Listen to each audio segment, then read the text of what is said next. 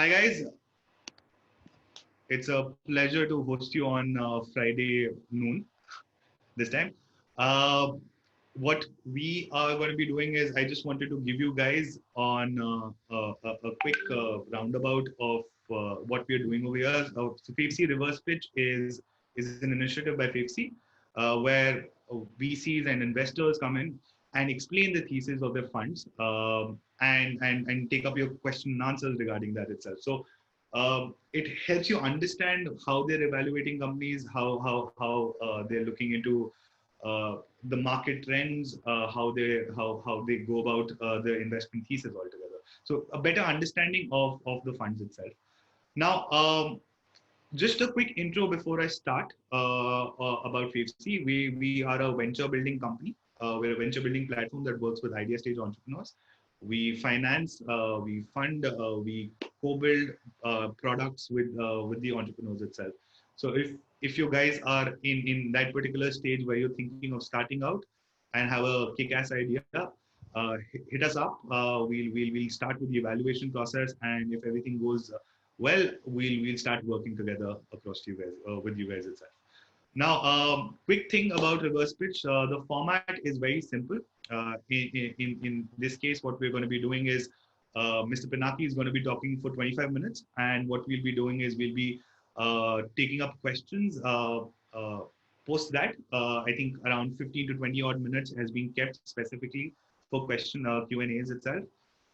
So there are two formats of Q&As. One format of Q&A is that you can directly ask a text-based question, right, which has a Q&A box over here for you guys to ask your questions. Additionally, what Raghav or Piyush from my team will just send you a chat message across will be a link to a WhatsApp group where you can just introduce yourself and your question that you want to ask Mr. Pinaki. What we'll do in that case is we're going to shortlist some questions over there and get you live on the panel itself to interact with Mr. Pinaki directly and ask your questions itself. So that's the format that we'll be following. We're also live on Facebook, so you guys can quickly go if you want to interact on Facebook and you want to see the thing on Facebook itself, you can do that also. But what you won't be able to do is you won't be able to ask your questions. With that being said, Mr. Pinaki, the stage is yours. Thank you, Nishchay. Well, good afternoon to everyone out there.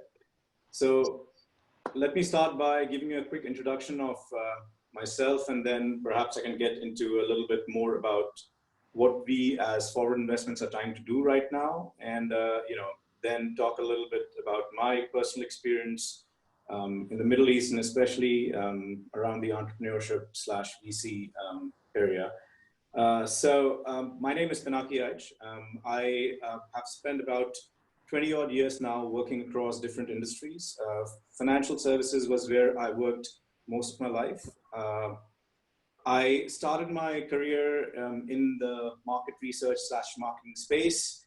Then I worked in the Middle East building probably more at a government level entrepreneurship forum where we were trying to build the first financial center for everybody out there who does not really clearly probably understand the financial center concept. It's like literally creating, say, a Canary Wharf out of London kind of a thing, which was a pretty interesting kind of a experience primarily from an operating side, because just like any entrepreneur who builds products, the stack, then looks at distribution and across the board, the value chain of actually going out to customers, we had to look at the entire platform building for a financial center.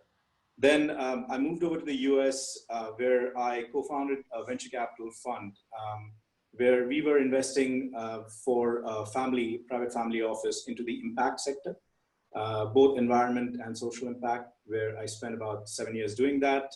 And my latest foray now is I am essentially heading the corporate venture capital arm of one of the government entities in the UAE currently. Now, one of the first differences that I would like to perhaps, because I don't know how many other corporate venture capitalists have probably come here and basically speak about their investment theses. So let me start by giving an overview of the big differences between a venture capital, a typical venture capital fund, and a corporate VC. Typically what happens is that when you do venture capital as as an entity, which I did, for example, in the US, our focus was predominantly on financial returns, because your LPs come to you and they expect a certain kind of return because they are trying to basically diversify their portfolio. And based on the industry theses and the opportunity theses, you basically invest with certain expectations on returns, which are financial driven. When it comes to, however, a corporate venture capital fund, because in most cases, corporate venture capital funds as a ratio of the kind of returns that a corporate will actually generate as a revenue, or it's basically, or its financial books it's substantially smaller, due to which then financial returns are but one of the different expectations that the corporate would have.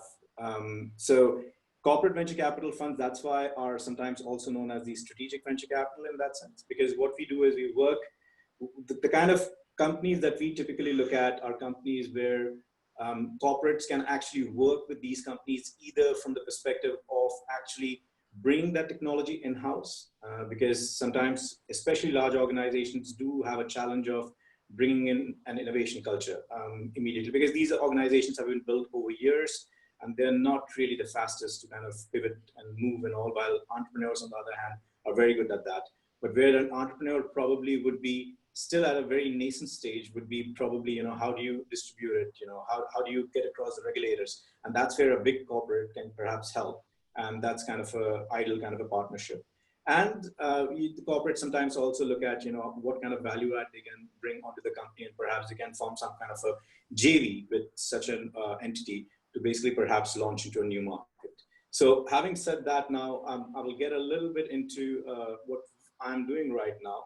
So effectively, I work for a firm. I head the firm called Forward Investments, which is a part of utilities leader in the Middle East region.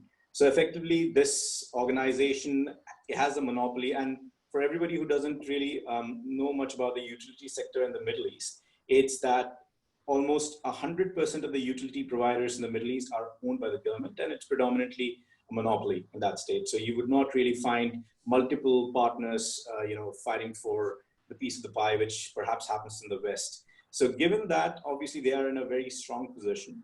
These entities have been, running for years.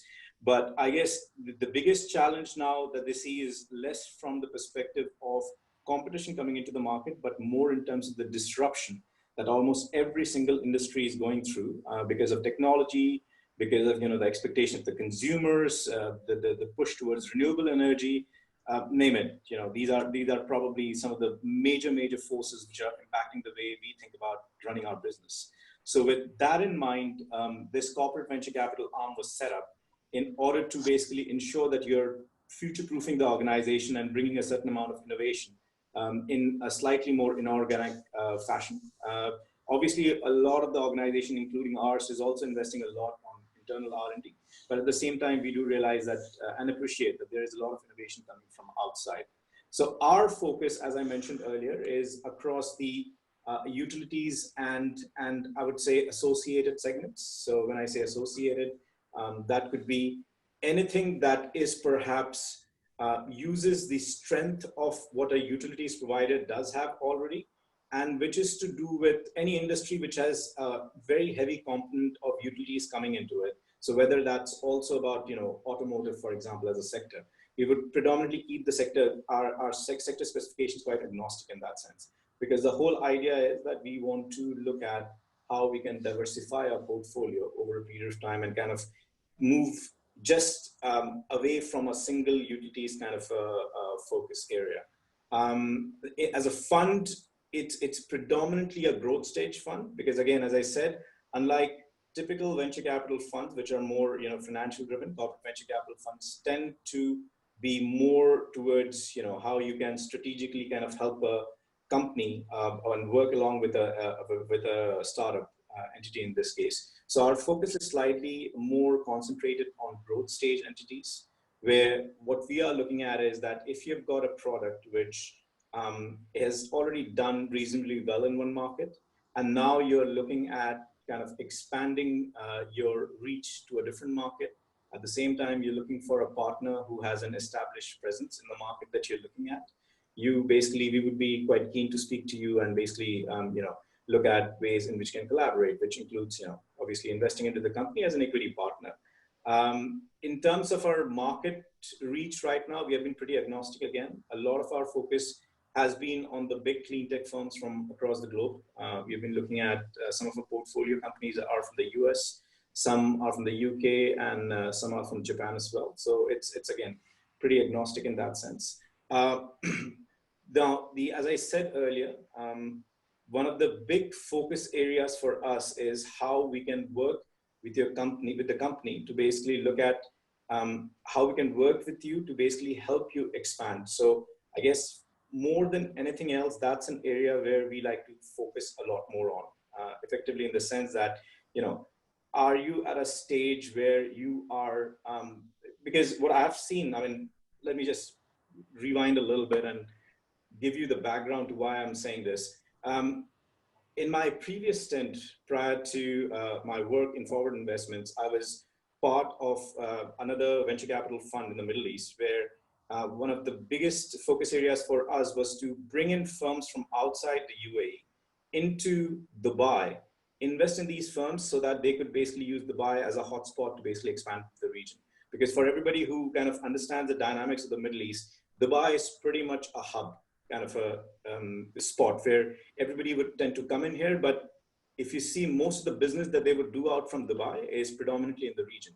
Because if you look at just demographic wise, Dubai and UAE is about an 8 million population of people, which is, probably a couple of areas of Delhi and perhaps a little bit more than that. So that's how big the market is in that sense. But the biggest hotspots are effectively, if you look at it, Saudi Arabia, which has a pretty big market. And when you put together GCC, the whole of what you call the Gulf countries, that's when the market actually becomes really scalable. Because one of the biggest challenges that entrepreneurs typically face in the first, especially in the first few years of their lives, is that you're trying to scale as fast as possible with minimal capex. And that happens through a scalable market, which in the Middle East is something that people need to be really, really, think about that, is it an area where I can scale if I kind of, because why I'm saying this is that if you think about, let me give you an example of a specific industry, fintech. Let's talk within financial services, fintech, and that too, and say something like, say, robo-advisory. It's a platform which we know that, for example, when you look at the ratio of managed portfolios to the GDP, a place like the US and the UK, the ratios are extremely high. It's almost like 110, 120% of the GDP. When you compare it to the Middle East is still an extremely nascent market. You just have about 10, 12% of the GDP is contributed to as assets under management. But however, the biggest challenge is more at a regulatory side and also consumers, but more regulatory. But the challenge would be that the minute you kind of overcome the regulatory hurdle of one country and now you're trying to the market here, the same challenge will persist. So that is why it is very important as entrepreneurs, the ones who are coming out from India, for example, is to basically think through that bit that, where is the market and how I'm going to basically come around this. That does not mean that it's not happening. There are some super success stories which have taken place from the Middle East. If you look at some of the names, like for example, if you look at Careem, which was bought by Uber, or before that, there was this company called Soup, which was bought by Amazon. Both these companies were, unicorns, billion-dollar around valuations. And however, in both these cases, if you see, the platforms were very scalable and you could quickly take it to other markets. So a lot of, for example, Careem, which was a ride-hailing company, a lot of its revenues were actually coming from South Asia. For example, Pakistan was one of the big spots for them. Saudi Arabia was a big spot for them, although they were based out of Dubai, right? So that is where I think one of the first things for you to consider before you start looking into the Middle East as a market is that my suggestion is that firstly, you should have already kind of done enough in the place that you're coming in from. So for example, you've already done enough in India, and now you're looking at a position where you are looking to scale up. Primarily, the reason I'm saying this is that scaling here is a very different ball game than scaling, for example, in a market where the population is, adding to your advantage. So effectively, that is definitely one of the things that we look at, that, for example, what stage are you at? Because, if you are comfortable already in one market and now you're looking at, moving out to the next market, it basically makes way more sense. The second thing is that, and this probably every single marketing textbook kind of teaches people, but people tend to forget this, is there are nuances to every single market. You typically, when people think about something working in India and you're trying to bring it to this market,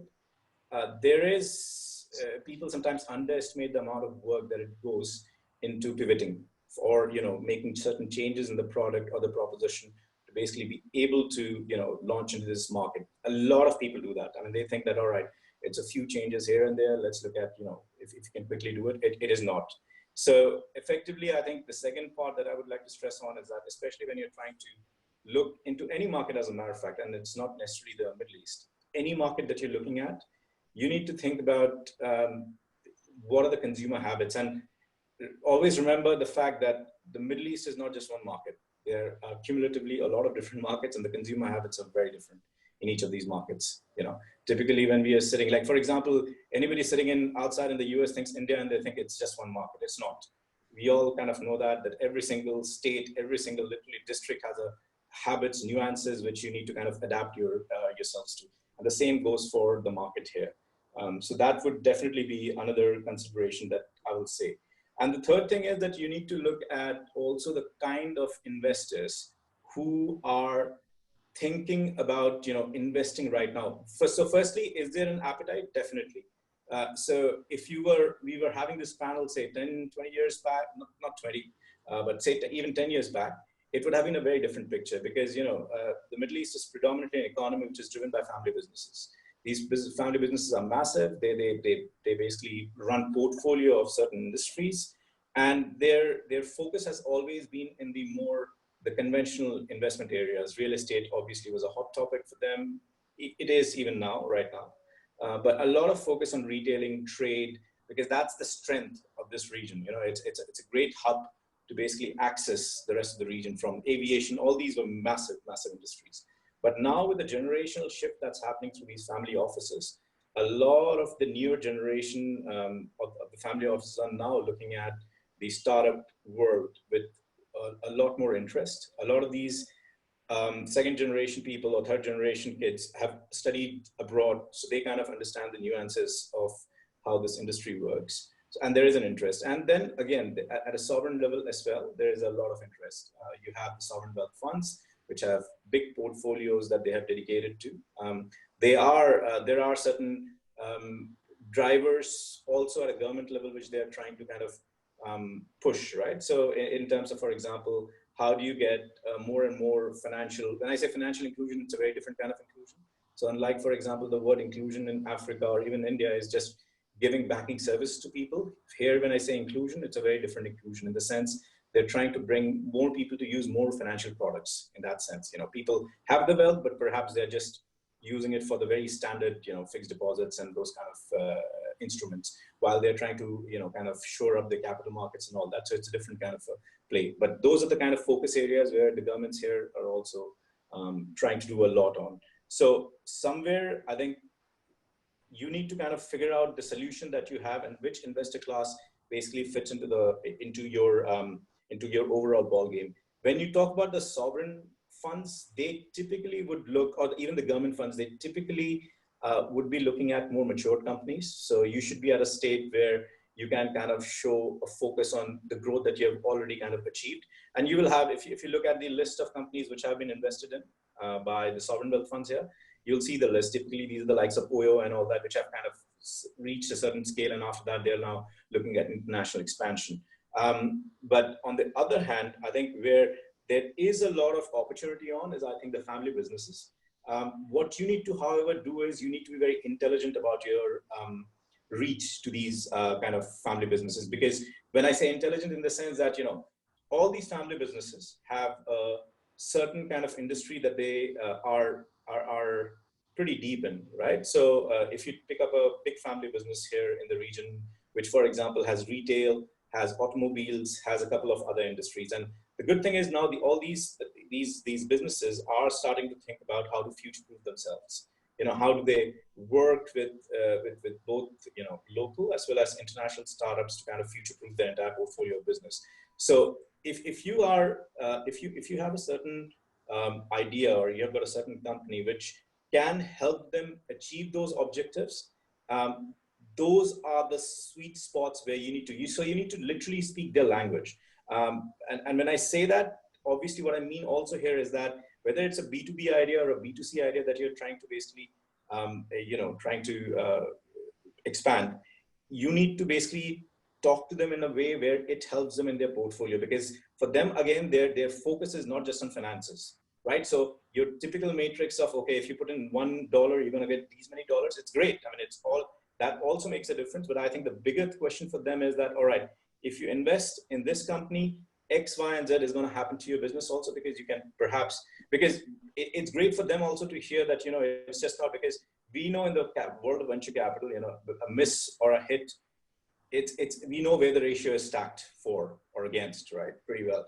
But what helps in the case of typically these family businesses is that even if, for example, the finance doesn't meet your expectations exactly, at least they know that by using this product directly, they can already make a difference to the way they do their business, whether it's saving on the OpEx side, or basically where they are basically able to also organically grow their business. That's where it will make a clear difference for them.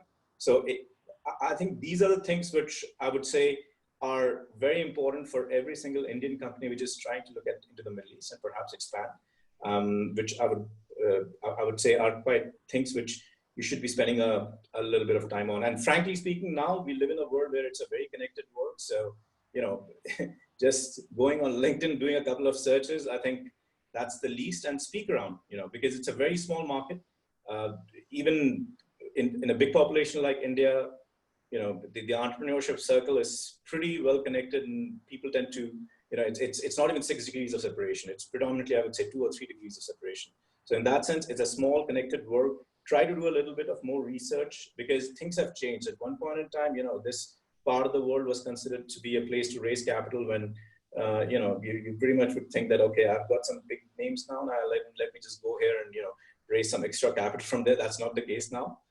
Things are changing here. The investor is getting more and more intelligent, I would say. So a little bit of homework will only help you take your company to a next level in a much more meaningful manner. Perfect. So what I'll do, Pinaki sir, is I have a particular question from my side, at least, that I wanted to ask. I wanted to see and get your viewpoints on how the Indian market looks like for you, right? So I'm not talking about from a funding perspective from the Middle East, but I'm saying what are the market opportunities that you currently believe are there in India for the taking itself? Sure. So let me put my hands up firstly and say that, when we started this whole, especially on the clean tech side, our focus in India has been predominantly more at the solar energy level segment, effectively. So from that perspective, I'm kind of, I'd probably get into that a little bit later, but primarily before that, I would say a lot of the focus that I've seen earlier, even from the West and even from the perspective of the Middle East, has been on the area of the broad demographic shifts. So whether you're talking about things like, and I mentioned some of them earlier, like things like financial inclusion. And a lot of innovation that's come from India has been pretty special in the sense that it's been like what we have seen in Africa, where they have kind of jumped a couple of generations of technology and then taken it to a level where it's been pretty impressive in that sense. So for us, India as a market, I think it's been pretty agnostic in terms of energy as a sector. We have been speaking to quite a few firms in India. And I think there are certain overlaps between India as a market and the Middle East, in the sense that, especially when we look at, as I said earlier, alternative energy, it's a pretty big push. Anything that is to do with green, whether you're talking about carbon capture, carbon reusage, which has been a big push by the government again, that's been again on pretty much out there on our agenda. However, having said that, for us right now, there are not a lot of companies we have still basically, and maybe it's just because it's still a pretty new exercise where we have started the fund is just about 1.5 years old now. So a lot of our focus predominantly initially has been in the West, and as I said, in Far East. That might have been just a matter of more coincidence than anything else. But we do plan to engage a lot more in the Indian ecosystem in the near future. Perfect. So what we'll do, sir, now is we'll start with some of the questions which I'm getting in the Q&A box itself, and what I'll do is I'll narrate the questions out to you, and you can take them up as you speak. Uh, Alternatively, what we're also doing is we're moderating the entire thing on the WhatsApp chat as well, and we have like a couple of people that we want to get onto the panel, which we'll do once we are through with some of the questions over here on the Q&A box itself. Uh, so I have a very interesting question by Sourav Batra. He's asking why most of the VCs are interested in investing only in tech-based companies. What is the scope of VC to invest in manufacturing business? Right. So what Yeah, he's asking is he's asking why they're interested in tech.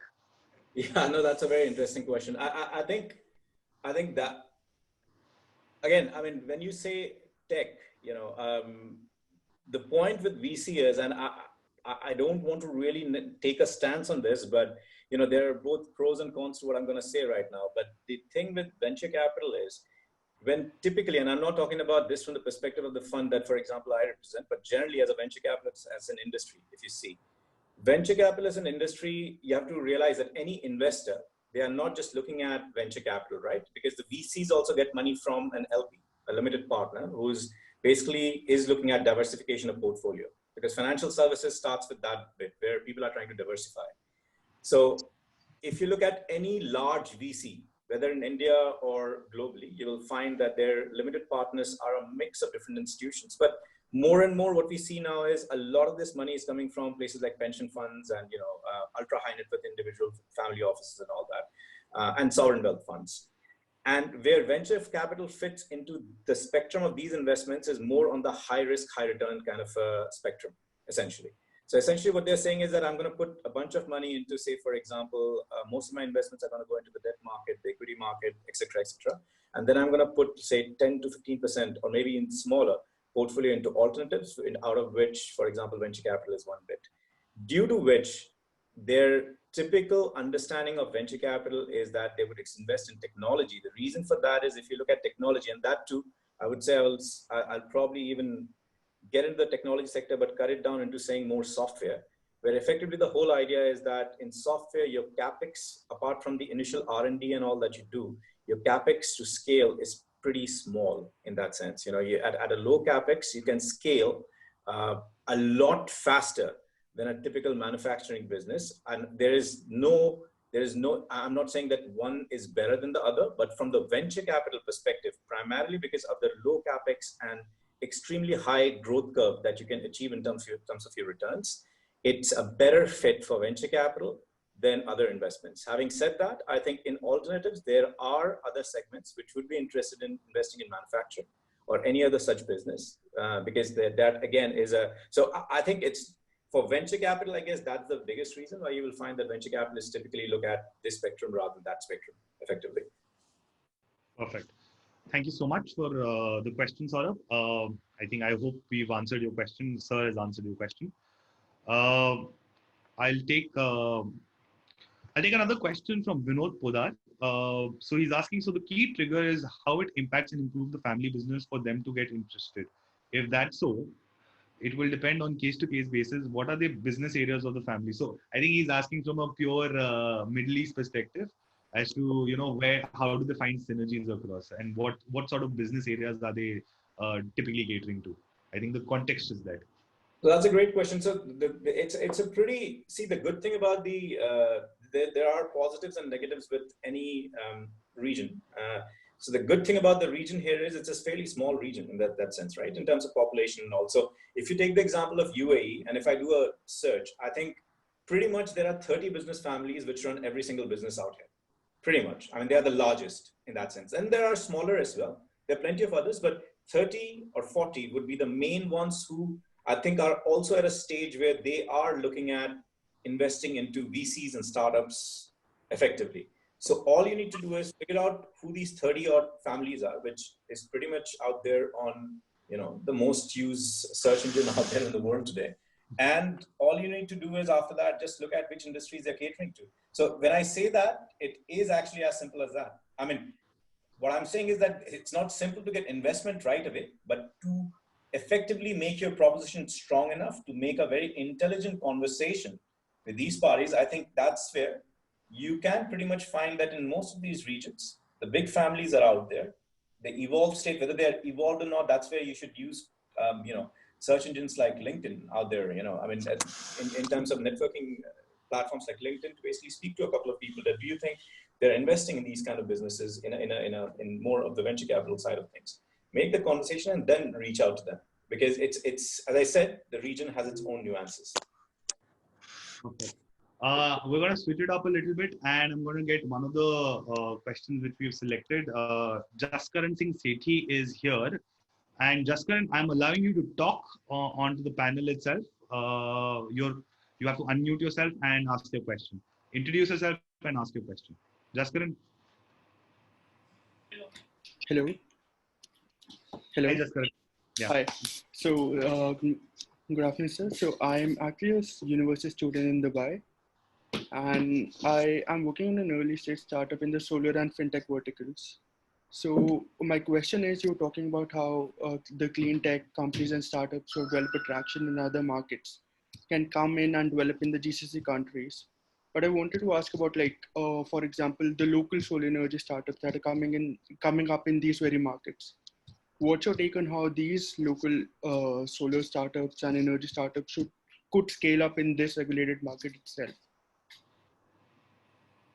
Yeah, so absolutely. I mean, I think talent and the companies that we get to see is from across the globe, both from outside as well as from the region. When I said that a lot of our initial, so as when I said growth stage, right? So what typically would be a growth stage firm if you think about it, right? In the venture capital firm, in the venture capital world, you typically are talking about companies which definitely post revenue.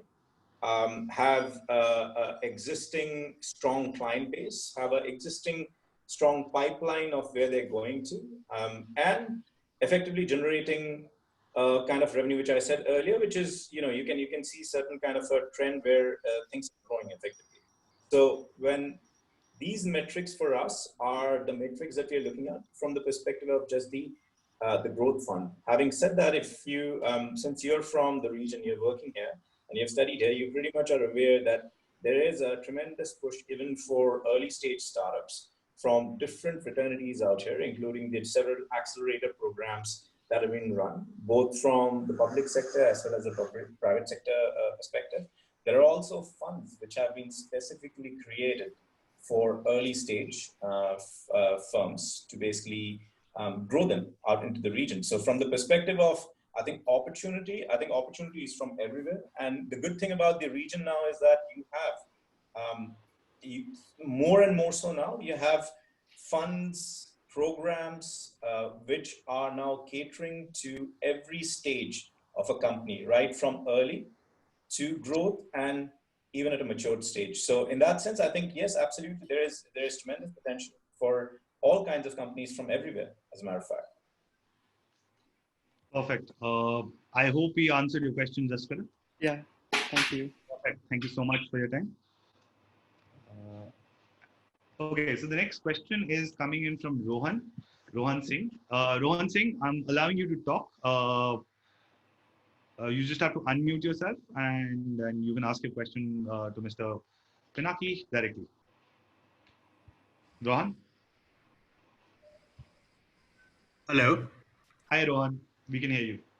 Good afternoon. So I just wanted to know, is there a sustainability or an impact-based focus, say, on recycling or these sort of companies which are also into clean technology, but not per se in the energy generation segment? Rohan, just a quick thing. Can you also give us a quick intro as to what you do in terms of your startup and just help us out with it also. Just So ZipTrax is the company that I founded, and we're based in India, and we're supported by Shell E4. We are a company into lithium-ion battery recycling, So essentially, we are dealing with the critical materials for lithium-ion batteries and precious material extraction from them.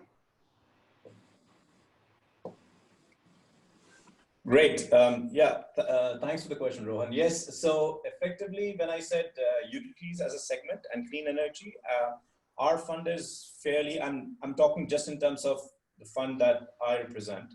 We are quite agnostic. So in terms of waste, as I mentioned earlier, we are also looking at like things like carbon capture. Similarly, waste recycling and areas associated with that also are a part of our pieces. Absolutely.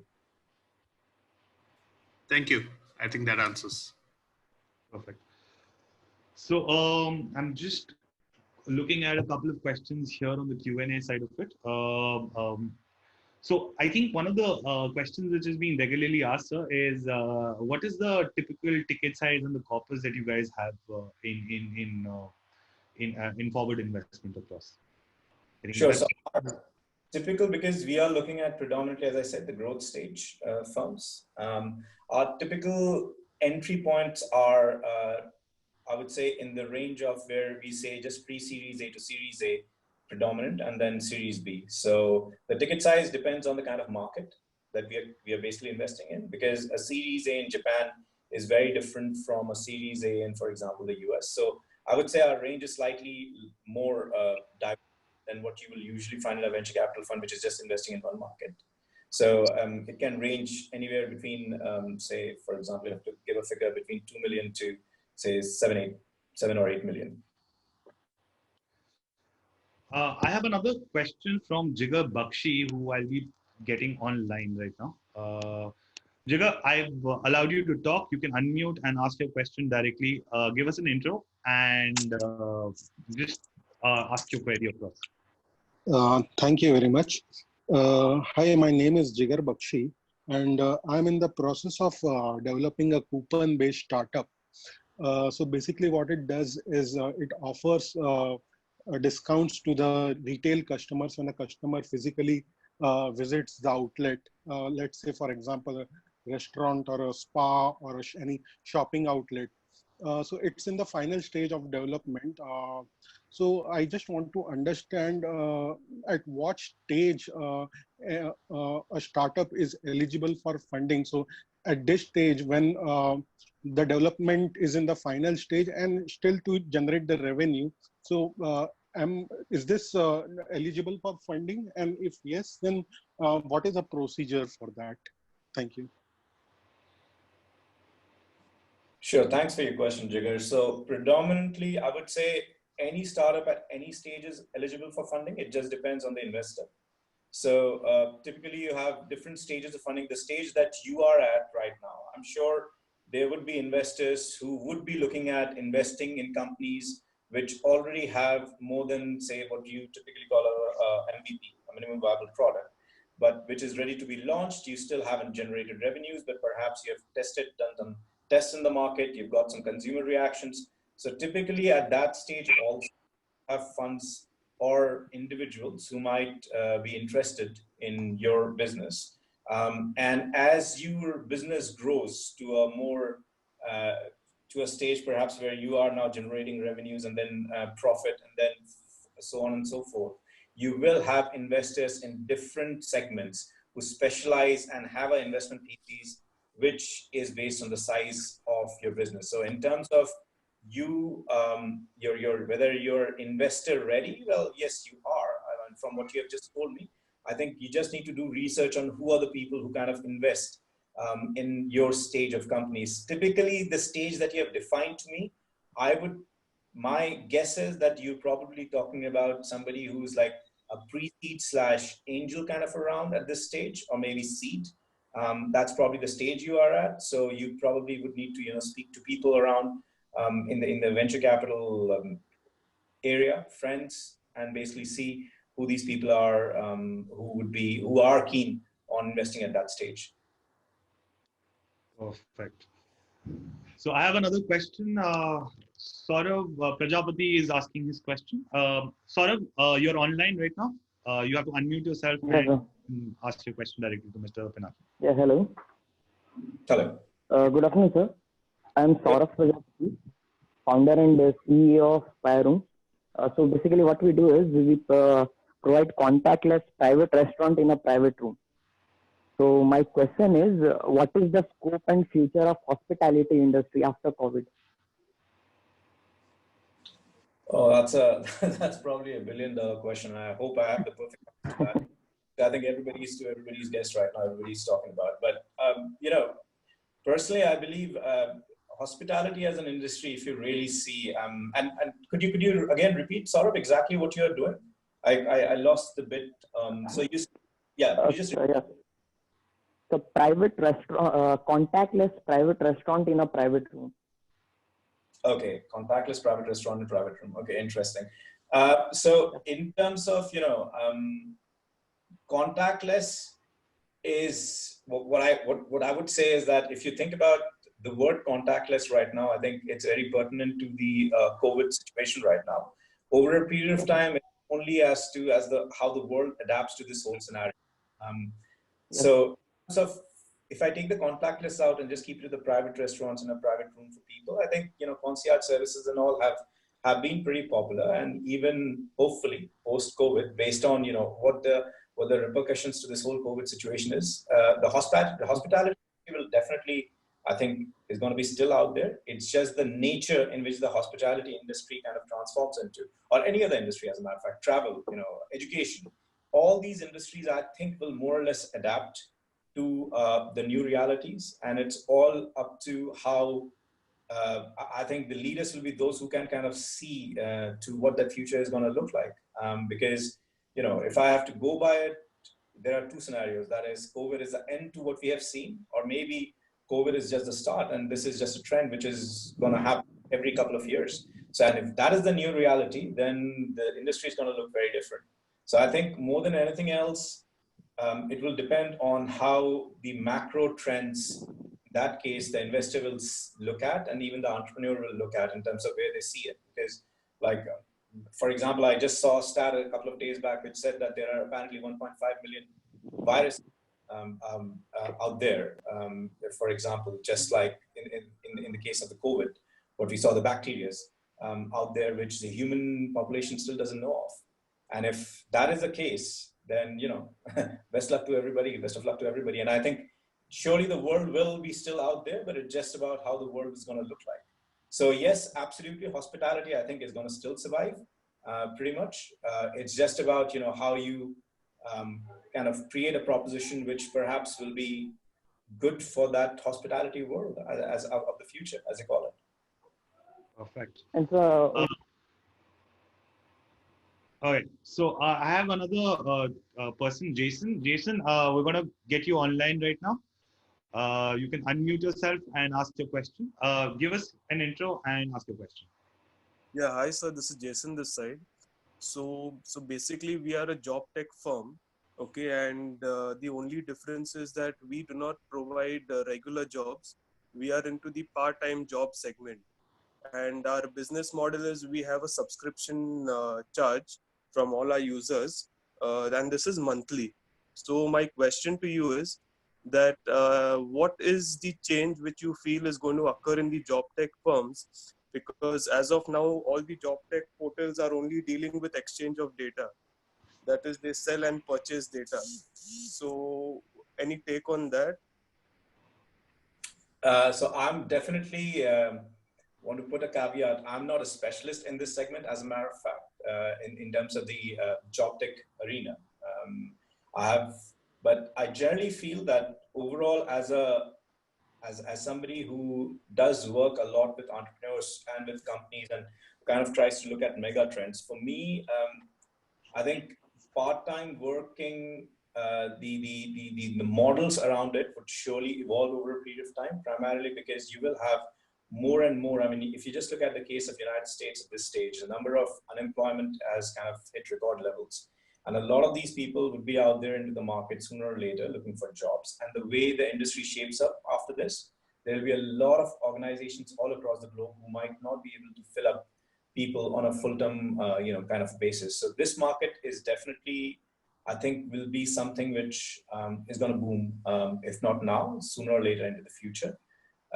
In terms of your model that you specifically spoke about, I'm not the best person to perhaps answer that question in that sense. But in terms of the industry, for sure, it's gonna there is a big transformation undergoing in this industry in the future.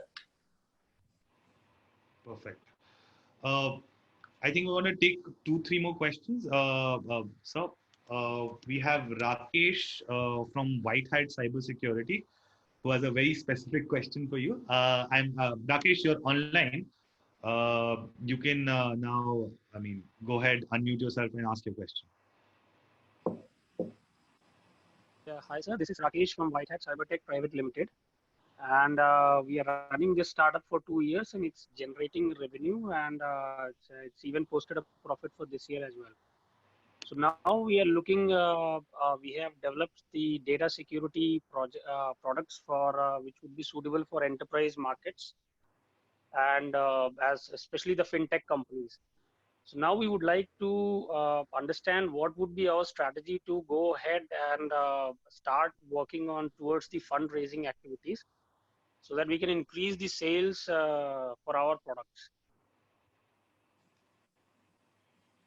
Okay. And so, Rakesh, what exactly would you want me to, what exactly is your query as to how to go about your fundraising? That's what you're saying? Yes. What would be our strategy towards, connecting with the investors and how to pitch our products? This is where we would require some guidance towards that. Sure. So I think the segment that you're talking about, cybersecurity, especially related to, as you said, around fintech, I think that's a very, very specialist vertical.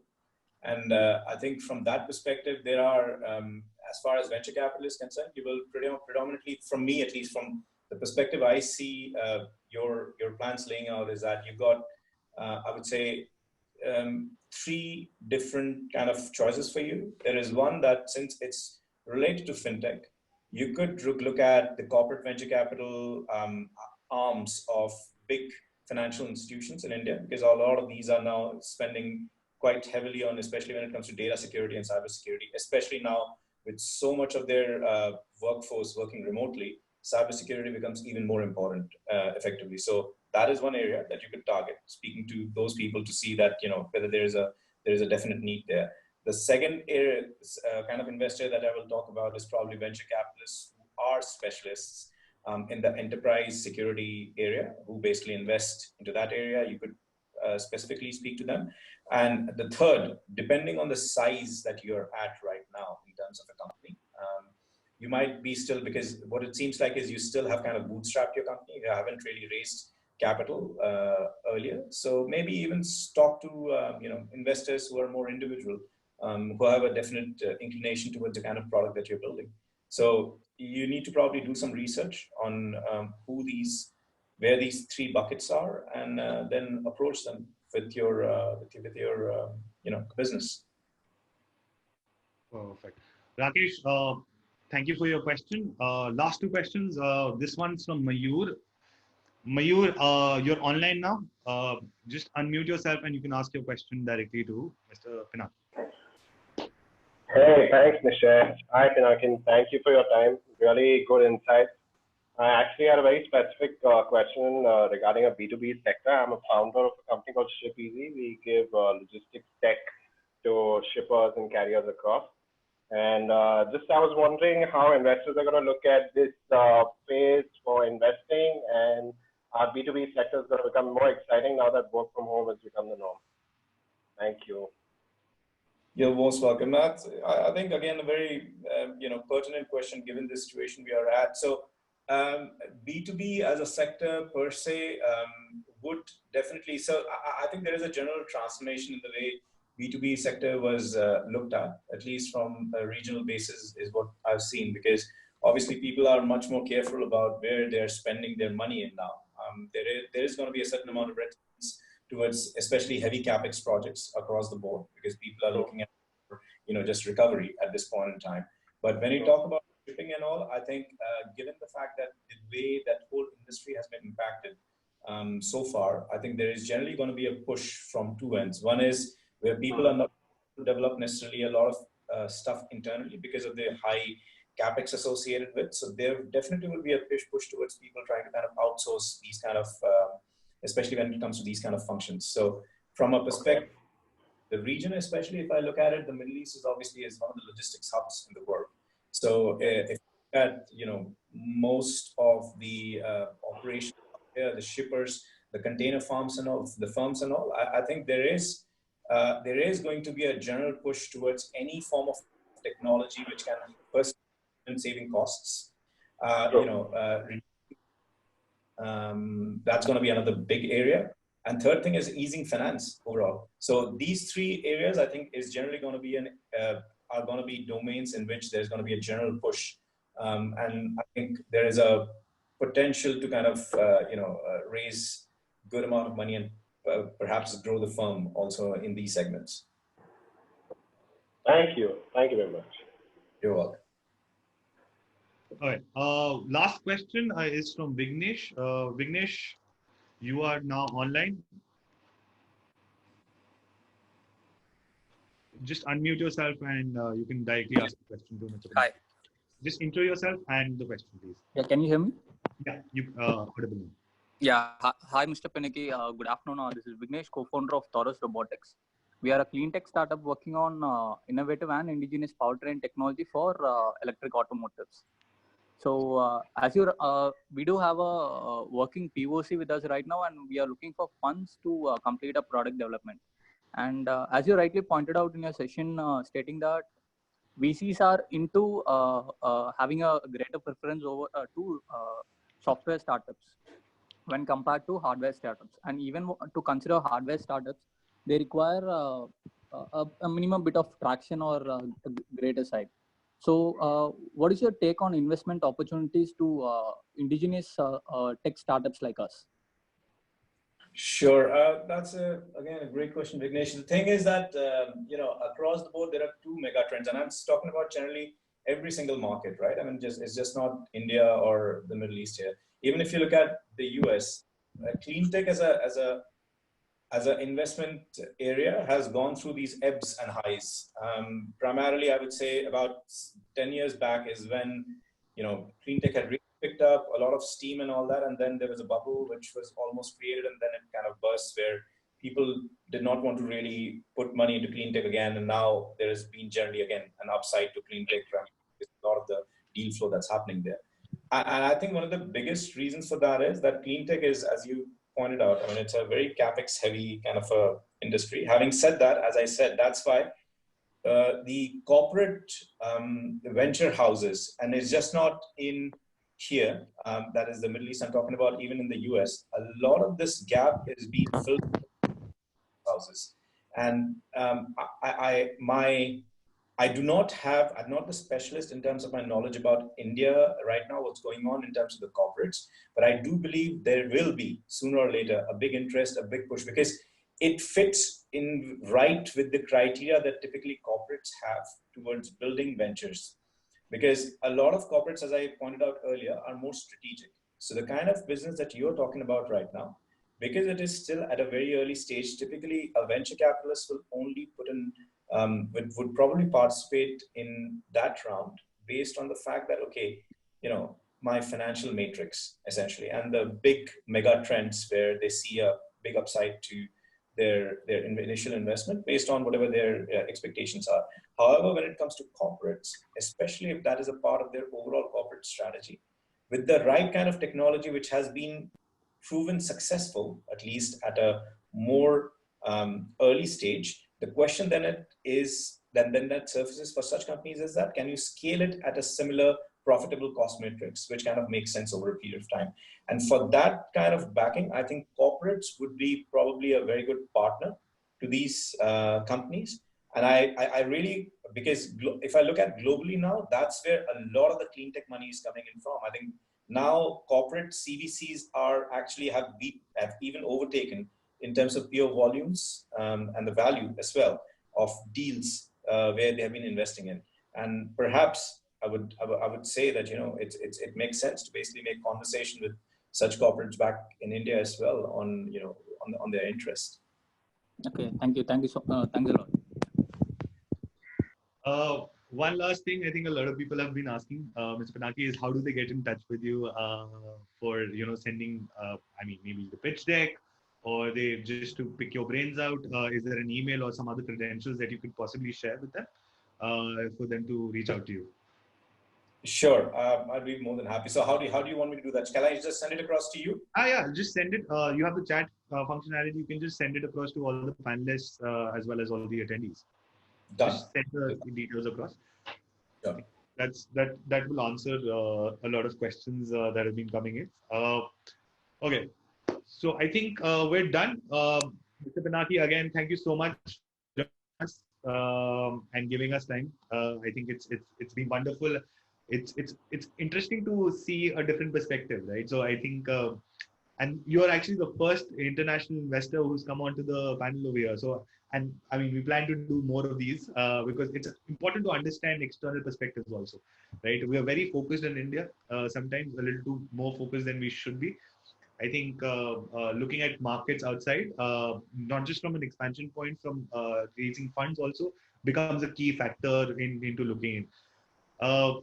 Thank you so much. Thank you so much for your time, sir. It's most welcome, and it was a pleasure, Nisha, and thank you for organizing this. You're welcome, sir.